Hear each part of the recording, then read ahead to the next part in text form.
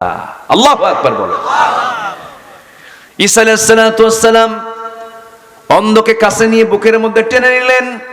অন্ধ চোখে দেখে না, অন্ধ বলছে আমি মার পেট থেকে অন্ধ, জন্মান্ধ আমি।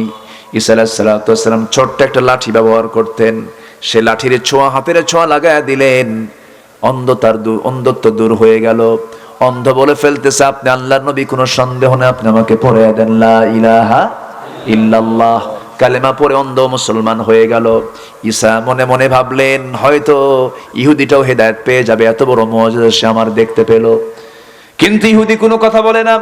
ঈসা আলাইহিস সালাতু ওয়াস সালাম সঙ্গে সঙ্গে বলেই ফেললেন, ইহুদি দেখো যে আল্লাহ তাআলা আমাকে এমন মুআজিজা দান করেছেন, একটা জন্মান্ধ মানুষ তার অন্ধত্ব দূর হয়ে গেল। সে আল্লাহর নামের কসম করে সত্যি করে বলো তো, তোমার ব্যাগের মধ্যে কোনো রুটি আছে নাকি? ইহুদিকে আমার ব্যাগের মধ্যে কোনো রুটি নাই। সামনের দিকে চলতে লাগলেন। এবার একজন কুষ্ঠরোগীকে পেলেন, কুষ্ঠরোগীর গায়ে হাতের ছোঁয়া লাগালেন, লাঠির ছোঁয়া লাগালেন, কুষ্ঠরোগ ভালো হয়ে গেল, সেই কালেমা পড়ে মুসলমান হয়ে গেল। এবার ঈসা আলাইহিস সালাতু ওয়াস সালাম ভাবলেন এই মুআজিজা দেখে হয়তো তার দিলটা নরম হতে পারে, কিন্তু কোনো সারা শব্দ নাই। এবার বলছেন, ইহুদি দেখো কুষ্ঠরোগীর রোগ ভালো হলো, সে কালেমা পড়ে মুসলমান হলো, সত্যি করে বলো তো ব্যাগের মধ্যে কোনো রুটি আছে নাকি? না, ব্যাগের মধ্যে কোনো রুটি নাই। সামনে চলতে লাগলেন। চলতে চলতে এবার দেখতে পেলেন একজন বোবা মানুষ, শোনেও না, কথাও বলতে পারে না। বোবার সামনে দাঁড়ালেন, হাতের ছোঁয়া লাগায়া দিলেন, সঙ্গে সঙ্গে তার বাক শক্তি চলে আসলো, শ্রবণ শক্তি ফিরে পেল, কালেমা পড়ে মুসলমান হয়ে গেল।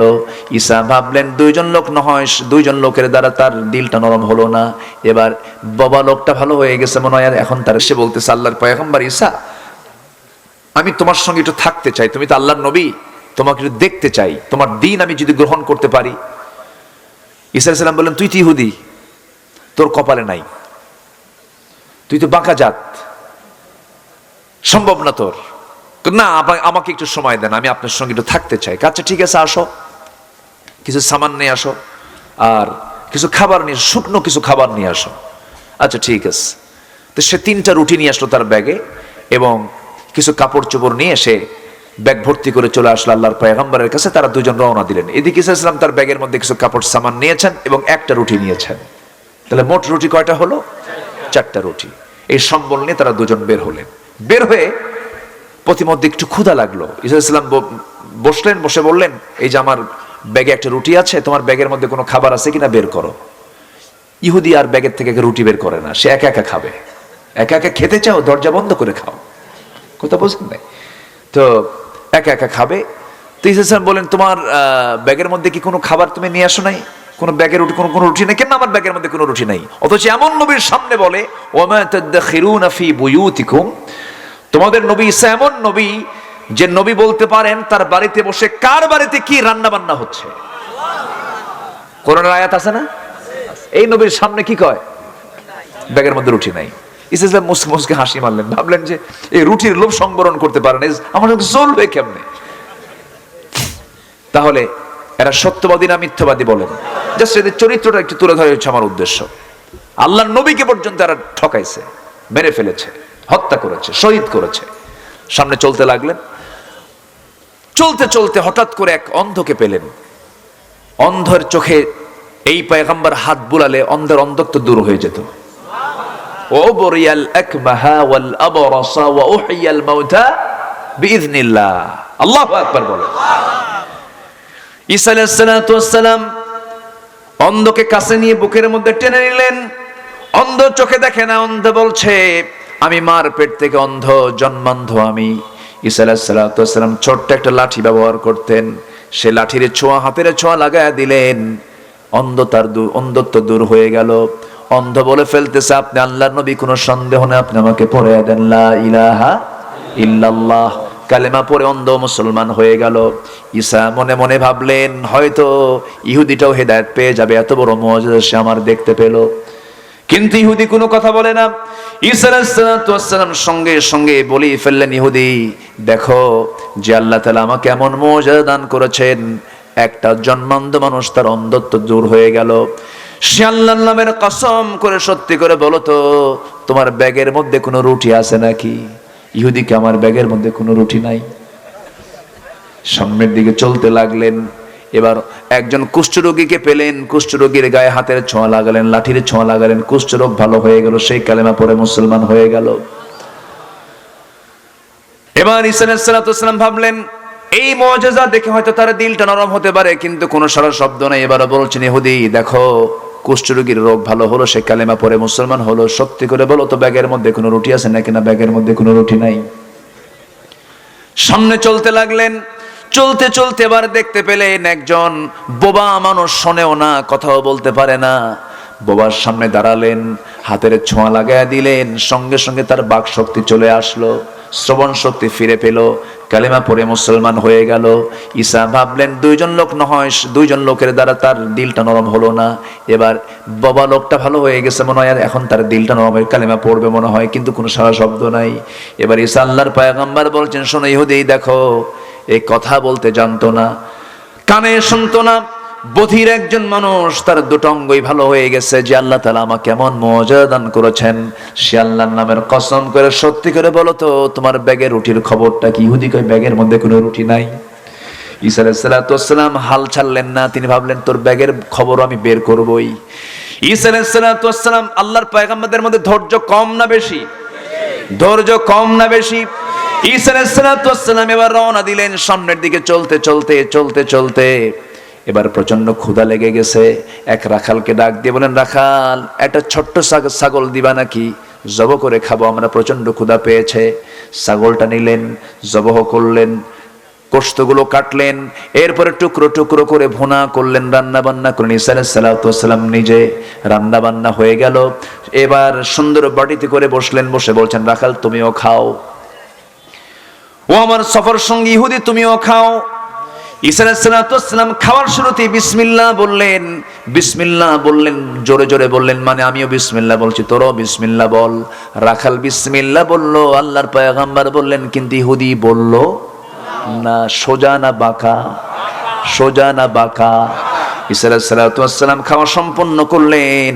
খাওয়া সম্পন্ন করার পরে করলেন কি, এবার বললেন শোনো যে হাড়গুলো খেয়ে রেখে দিয়েছে হাড়গুলো এক জায়গায় জমা করো। জমা করা হলো। জমা করা হাড়ের পরে ঈসা আলাইহিস সালাম তার হাতের ছোঁয়া, ছোট্ট লাঠির ছোঁয়া দিয়ে দিলেন, জীবিত ছাগল হয়ে ছাগলটা আবার ছাগল পাড়ে রওনা দিল। ঈসা আলাইহিস সালাম এবার তার এই মুআজিজা দেখে রাখালের চোখের পানি বের হয়ে গেল। রাখাল বলছে আপনি আল্লাহর পয়গম্বর, কোনো সন্দেহ না, আমাকে পড়ায় দেন লা ইলাহা ইল্লাল্লাহ। এই পর্যন্ত কয়েকজন সবাই কালেমা পড়ে মুসলমান হয়ে গেছে। এবারে ঈসা আলাইহিস সালাম মনে মনে ভাবলেন এবার তো পেট তাজা হয়েছে, হয়তো দিলটা নরম হতে পারে, পেটের মধ্যে খাবার গেছে। এবার বলছেন ও আমার সফর সঙ্গী ইহুদি দেখো ছাগলটা জব করলাম, খেলাম, পেট ভরলো, আবার ছাগলটা তাজা হয়ে চলে গেল। যে আল্লাহ আমাকে কেমন মুআজিজা দান করেছেন সে আল্লাহর নামের কসম করে সত্যি করে বলো তো ব্যাগের রুটির খবরটা কি? ইহুদি কয় রুটি নাই। কি কয়? রুটি নাই। ঈসা আলাইহিস সালাম সামনের দিকে চলতে লাগলেন, চলতে চলতে ক্লান্ত শরীর, হঠাৎ করে ঘুম চলে এসেছে, ক্লান্তি এসেছে। তিনি করলেন কি পাশে সামানগুলো রাখলেন, ছোট্ট লাঠিটাও রাখলেন, ঘুমিয়ে পড়লেন। ঘুমানোর সঙ্গে সঙ্গে ইহুদি মনে মনে চিন্তা করে এ পর্যন্ত 4-5টা এত বড় বড় চিকিৎসা যে লাঠি দিয়ে করেছে, এই লাঠিটা চুরি করলে তো আমি বড় কিছু হয়ে যাব। দেখছেন এবার ইহুদির আরেকটা পরিচয় হলো এরা হলো চোর। এরা কি বলেন? চোর। ছোট্ট ছড়িটা নিয়ে চলে গেল। ঘুম থেকে জায়গা পেয়ে দেখেন পাবলিকও নাই, লাঠিও নাই। এবার ঈসা আলাইহিস সালাম তিনি ভাবলেন লোকটা কোথায় গিয়ে যেন বিপদে পড়ে যায়, ইহুদি কোথায় গিয়ে যেন বিপদে পড়ে যায়। এবার ইহুদি তো ইহুদিরা প্রচন্ড লোভী। এবার সে যে অঞ্চল দিয়ে যাচ্ছিল সে অঞ্চলে শুনতে পেল সে অঞ্চলের একজন রাজা অসুস্থ অবস্থায় বিছানায় কাতরাচ্ছে, যে কোনো সময় মারা যাবে। এমন সময় সে ছোট্ট ছড়ি নিয়ে রাজ দরবারে ঢুকে বলল যে তোমরা যদি আমাকে বিশ্বাস করতে পারো আমি তোমাদের রাজার জন্য কিছু উপকার করতে পারি। কি লোভ দেখেন, রাজা যদি সুস্থ হয় বহু সম্পদ তাকে দেওয়া হবে, এই আশায় বললো আমি তোমার রাজাকে সুস্থ করে দেব। তাই নাকি? কেমন করে ঢুকবো আর বের হবো, জানাকুম আনাকুম, কথা বোঝেন না? শুধু যাবো আর আসবো, রাজা সুস্থ হয়ে যাবে। আস্তে করে রাজার দেহের সামনে যখন দাঁড়ায়, যখন লাঠির ছোঁয়াটা দিয়ে দিয়েছে, আসল ডাক্তার না হাতুড়ে ডাক্তার? বলেন আসল ডাক্তার না হাতুড়ে ডাক্তার? হাতুড়ে ডাক্তারের বৈশিষ্ট্য হলো যেখানে করতে হবে ইনজেকশন সেখানে করে অপারেশন, আর যেখানে করতে হবে অপারেশন সেখানে করে ইনজেকশন। হাতুড়ে ডাক্তারদের রোগী বাঁচে না মরে? মরে। এই হাতুড়ে ডাক্তারে যখন হাতুড়ে ডাক্তারি যখন শুরু করে দিল, রাজা ছিল কি একটু সুস্থ, হয়তোবা সুস্থ, একটু অসুস্থ ছিল, হয়তো সুস্থ হতে পারতো, কিন্তু এমন চিকিৎসা করছে, এমন চিকিৎসার ঠেলায় রাজা গেছে মইরা। রাজা যখন মরে গেছে, সবার নজর এখন কার দিকে বলেন? কার দিকে বলেন? সুনজর না রাগের নজর? সুনজর না রাগের নজর? এমন রাগের নজর হলো, ফ্লাইং কিক, কিল ঘুষি লাথি মেরে সব তাকে ঠেলে গোতে জেলখানার মধ্যে ঢুকায়া দিয়েছে। শোকের মাতম শুরু হয়ে গেছে, শোকাহত রাজ দরবার। ঈসা আলাইহিস সালাতু ওয়াস সালাম খুঁজে খুঁজে বের করলেন, রাজ দরবারে ঢুকলেন, ঢুকে বললেন, কি হয়েছে? রাজা আমাদের মরে গেছে। তিনি বলছেন, কোনো চিন্তা করো না। ঈসা আলাইহিস সালাতু ওয়াস সালাম এমন একজন পয়গম্বর ছিলেন, কবরবাসীর সামনে গিয়ে বলতেন, কুম বিইذনিল্লাহ, কবরবাসী দাঁড়িয়ে যাও, কবরবাসীর সঙ্গে সঙ্গে দাঁড়ায় যেত। যেরকম সুবহানাল্লাহ। এজন্য তাকে বলা হয় রূহুল্লাহ। ঈসা রূহুল্লাহ। ঈসা আলাইহিস সালাতু ওয়াস সালাম তার ছোট্ট ছড়ি দিয়া, লাঠি দিয়া, হাতের ছোঁয়া দিয়ে রাজার ঘরের মধ্যে ঢুকলেন। রাজা সুস্থ হয়ে দাঁড়ায় গেছে। রাজ দরবারের সমস্ত লোক কালিমা পড়ে মুসলমান হয়ে গেছে, সব মুসলমান হলো। এবার রাজ দরবার থেকে অফার করা হলো, ঈসা আপনি আল্লাহর পয়গম্বর, আপনি যা চাবেন রাজ দরবার থেকে আমরা কিছু আপনাকে পুরস্কৃত করব। ঈসা আলাইহিস সালাতু ওয়াস সালাম বলেন, আল্লাহর পয়গম্বর দুনিয়ার কোনো কিছু চায় না, কিছুই লাগবে না, তবে আমার শখ তোমরা যদি পূরণ করতে চাও। কি শখ আপনার বলেন? যে লোকটাকে আসামি বানায়া রক্তাক্ত করে জেলখানায় ঢুকায় রাখছো, সেই লোকটাকে আমার হাতে তুলে দাও। কথা বলছেন? ইহুদিকে তুলে দেওয়া হলো আল্লাহর নবীর হাতে। ঈসা আলাইহিস সালাতু ওয়াস সালাম এবার বলছেন, শোনো, আসল বন্ধুর পরিচয় হলো বিপদে বন্ধু পড়লে পরে বিপদে তার পাশে দাঁড়ানো। কিন্তু তুমি আমার এমন বন্ধু, আমাকে বিপদে ফেলে তুমি আমার সামানগুলো চুরি করে নিয়ে চলে আসছো। তুমি আমার এমন বন্ধু, আর আমি তোমার এমন বন্ধু, তুমি বিপদে পড়েছো, আমি তোমাকে বিপদ থেকে আল্লাহর মাধ্যমে উদ্ধার করলাম। যেরকম আল্লাহু আকবার। এবার আর ইহুদি লজ্জায় কিছু বলে না, কিন্তু ঈসা আলাইহিস সালাতু ওয়াস সালাম এবার বলছেন, শোনো, যে আল্লাহ তাআলা আমাকে এমন মুজিজা দান করেছেন, সে আল্লাহ তাআলার কসম করে সত্যি করে বলো তো, তোমার ব্যাগে রুটির খবরটা কি? কয় নাই। কি কয়? এরা হলো এই জাত, সামি'না ওয়া আসাইনা। সামি'না ওয়া আসাইনা, শুনলাম মানলাম না, শুনলাম মানলাম না। এরা মান্না সালোয়ার মতো খাবারগুলো খেয়েছে দুনিয়াতে।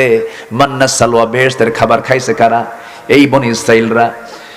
জান্নাতের খাবার খাওয়ার পর গরুর পূজা ছাড়ে নাই। কিসের পূজা ছাড়ে নাই? গরুর পূজা ছাড়ে নাই। শেষ পর্যন্ত মান্না সালোয়া খাওয়ার পরে এবার বলতেছে, তোমার আল্লাহকে বলো আমরা আর মান্না সালোয়া খাবো না, আমরা কি খাবো? মশলা খাবো। কি খাবো? মশলা। আদাসিহা ওয়া বাসলিহা ওয়া ফুমিহা, এগুলো আর ভাল লাগে না, এগুলো খাবো আমরা। চিন্তা করেন, বেহেশতের খাবার ওদেরকে তৃপ্তি দেয় নাই, আল্লাহর নবীর দাওয়াত ওদের সহ্য হয় নাই। ওই বাতিলদের মোকাবেলা আমাদের করার দরকার আছে না নাই? আছে। ওদেরকে শত্রু মনে করতে হবে আমাদের। আল্লাহ তুমি সবাইকে, সব ইমানদারকে শত্রুকে চেনার তৌফিক দিয়ে দাও, বন্ধুকে চেনার তৌফিক দিয়ে দাও। কারণ শত্রু বন্ধু না চিনলে পরে ঈমান হুমকির সম্মুখীন হবে, কোনো সন্দেহ নাই। আল্লাহ তুমি সবাইকে বোঝার তৌফিক দিয়ে দাও। আমিন। ফজর নামাজ পড়বেন না ইনশাআল্লাহ? সবাই ফজর নামাজ পড়বো তো ইনশাআল্লাহ? দল করে যাব কার? যে দলের কর্মসূচিতে নামাজ নাই সেই দল করা হারাম, ঠিক কি না? যে দলের কর্মসূচিতে নামাজ আছে সেই দল করব আমরা। জোরে বলে ইনশাআল্লাহ। আল্লাহ তুমি সবাইকে বোঝার তৌফিক দিয়ে দাও। মন তো চাচ্ছে আরো কথা বলি, কিন্তু বলবো কখন, সময় নাই। হুজুর, এই মহিলাদের সম্বন্ধে একটু কথা বলতে চাইলে তো শেষ হলো না। বলছো তো? ও আচ্ছা, বলছি একটু একটু করে বলছি। আর একটু বলবো, আবার শুরু করব? এটা শেষ করে দিলাম তো। এত সুন্দর মানুষ হয়, কিন্তু সময় আজকে এত দ্রুত গেল কেমনে? না হুজুর, সময় যায়নি, সময় ঠিকই আছে। এই বসেন বসেন বসেন বসেন। খুব সুন্দর মানুষ আপনারা। বলি আলহামদুলিল্লাহ। আলহামদুলিল্লাহ। জোরে বলি আলহামদুলিল্লাহ। আলহামদুলিল্লাহ। মায়েরা আছে? মায়েরা আছে? জি, আমি আসিয়ার কথা বলেছি, হালকা ইঙ্গিত দিয়েছি, কিন্তু আসিয়া আলাইহিস সালাম জীবন দিয়েছেন কার হাতে? বলেন কার হাতে? বলেন। আপোষ করেননি পৃথিবীর কারো কাছে, আপোষ করেছেন, মোহাব্বত করেছেন একমাত্র কাকে?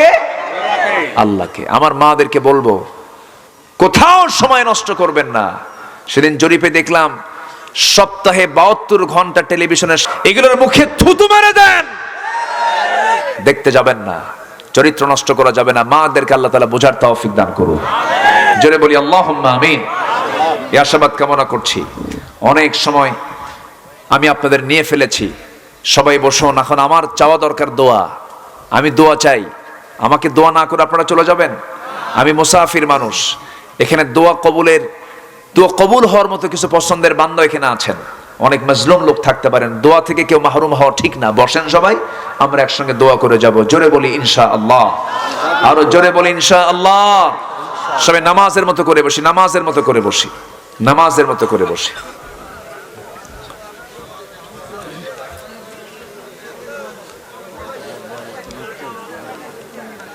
আচ্ছা, আপনার নামটা হলো? সাইফুল ইসলাম ভাই, আলহামদুলিল্লাহ। নগর পরিবহন না? আচ্ছা, আলহামদুলিল্লাহ। বিশেষ ব্যবসা আমার সাইফুল ভাই তার আব্বার জন্য দোয়া চেয়েছেন। আল্লাহ তুমি তার আব্বার কবরটাকে জান্নাতের টুকরা বানায় দাও। জোরে বলি আল্লাহুম্মা আমিন। জি, আর শেষ সময় এসে চাদর কি দেওয়া হয়েছিল ভিতরে? চাদর কি দিয়েছিল? চাদর ব্যাগ ট্যাগ দিয়েছিল? দিয়েছে। হালকা পাতলা না, ও ভারী দেওয়া হয়নি। অনেকে হয়তো আমাকে দিতে চেয়েছেন, এরকম থাকতে পারেন। বসেন, আমি খুব সময় নেব না, আমি এরকম চাইতেও পারি না খুব একটা। আমার মানে এই ডিপার্টমেন্টটা আমার খুব কম পদচারণা, আমার ওয়াজ করতে সময় চলে যায়। বসেন, একটু বসেন। তো যদি কেউ দিতে চান বিশেষভাবে, হয়তো 1 লাখ 2 লাখ 3 লাখ টাকা দিবেন, এরকম যদি কেউ থাকেন একটু দয়া করে বলেন। কি হাসতেছেন নাকি আপনারা? আমি কম চাইছি, আরো বেশি চাবো? কোন এক মাহফিলে বললাম কি আছেন 10,000 দিবেন, তো পাশে থেকে এক শিল্পপতি, আমি চিনি না তাকে, মনে হয় মেবি সিরাজগঞ্জ কি টাঙ্গাইলের কোন একটা মাহফিলে, তো উনি একটা চেক লিখে বলেন হুজুর বেশি দিলাম না, মাত্র 1 কোটি টাকা দিলাম। সেদিন থেকে তওবা করছে, আল্লাহ জীবনের 1000 কব না, এই জন্য লাখ কইছে। বলা যায় না তো কে কখন কি দেয়। তো এটা মাহফিলটা কিসের? এটা মাদ্রাসার জন্য। জি আলহামদুলিল্লাহ, আল্লাহ তুমি মাদ্রাসাকে কবুল করো। জোরে বলি আল্লাহুম্মা আমিন। কমিটিকে কবুল করো। জোরে বলি আল্লাহুম্মা আমিন। জি, আমরা যে যা পারি। 3 জন ছাত্রী আজকে দস্তারবন্দি হলো। এই ক্যামেরাম্যান, কি হয়েছে আপনাদের? যুদ্ধ কেন? থামেন, একটু বসেন, একটু বসেন, বসেন। একটু বুঝতে হবে তো, আপনি নড়াচড়া করলে লোক নড়াচড়া করে, আপনাকে ফলো করে তো মানুষকে ফলো করে। আপনি ঢাকার ধরেন ফার্ম গেটের ওখানে গিয়ে হঠাৎ করে আপনি এরকম করে চায় থাকবেন আকাশের দিকে, এরকম আপনি আকাশে কিছু দেখবেন একবার, সবাই আপনাকে ফলো করে আবার এইদিকে তাকাবে। কথা বলছেন না? মানুষ তো একজনকে ফলো করে। তো আপনারা সামনে আছেন, আপনাকে ফলো করছে মানুষ। বসেন, 3 প্রথম নীরব হয়ে আমরা দোয়া করে আমরা এখান থেকে বিদায় নেব। জোরে বলি ইনশাআল্লাহ। বসেন, যে সবাই বলি আস্তাগফিরুল্লাহ, সুবহানাকাল্লাহুম্মা ওয়া বিহামদিকা, আশহাদু আল্লা ইলাহা ইল্লা আনতা, আস্তাগফিরুকা ওয়া আতুবু ইলাইকা। চিৎকার মেরে বলি আল্লাহ, আমার জীবনে সাগীরা কবীরা, ছোট বড় সব গুনাহ তুমি আল্লাহ মাফ করে দাও। জোরে বলুন ইয়া রাব্বাল আলামিন। আমার ইশারা ভাই অনেক চেষ্টা, আলহামদুলিল্লাহ। ওনার মাইক, আপনারই তো মাইক গুলো না, মাইক গুলো ভালো মাশাআল্লাহ। মানুষ তো দেখেন আপনার ওয়াজ করছে কিন্তু বহুক্ষণ ধরে। জি, আল্লাহ তুমি এই গ্রামবাসীকে কবুল করো। গ্রামবাসীর যত আত্মীয় স্বজন আশেপাশে কবরস্থানে আছে, আল্লাহ তুমি কবরের আযাব তুমি আল্লাহ মাফ করে দাও। জি, আসুন আমরা এখন আল্লাহর কাছে চাবো, আল্লাহর কাছে প্রার্থনা করব। তো আমার হাতে কেউ তো একটু দিলেন না কিছু, অন্তত বরকতান আমি চাইলাম। কেউ কি আসেন না? একটু কেউ দেওয়ার মতো নাই এখন, না সব দিয়ে চলে গেছে? একটু দিবেন, ব্যাগ একটু ব্যাগ দেন না, দেখি একটু ব্যাগ দেন। ব্যাগ কই? ঢোকেন, একটু ব্যাগ নিয়ে একটু ঢোকেন না। আমরা দিয়েছি 12টার আগে, এখন একটু 12টার পরে দেবো আমরা। আপনার কাছে যা কিছু আছে আমরা একটু দিল থেকে আমরা দেওয়ার চেষ্টা করবো ইনশাল্লাহ। মাদ্রাসার জন্য এতিমরা এটাকে ভোগ করবে, গরিব ছাত্ররা এটা ভোগ করবে, তাদের খাবারের জন্য, তাদের পড়াশোনার জন্য। জি, আমরা দিল থেকে দেওয়ার চেষ্টা করবো ইনশাআল্লাহ। জি আলহামদুলিল্লাহ। আল্লাহ তুমি সবার দানকে কবুল করো। জোরে বলি আল্লাহুম্মা আমিন। জিকির করেন সুবহানাল্লাহ আলহামদুলিল্লাহ, আর জোরে লা ইলাহা সুবহানাল্লাহ আলহামদুলিল্লাহ, আর জোরে লা ইলাহা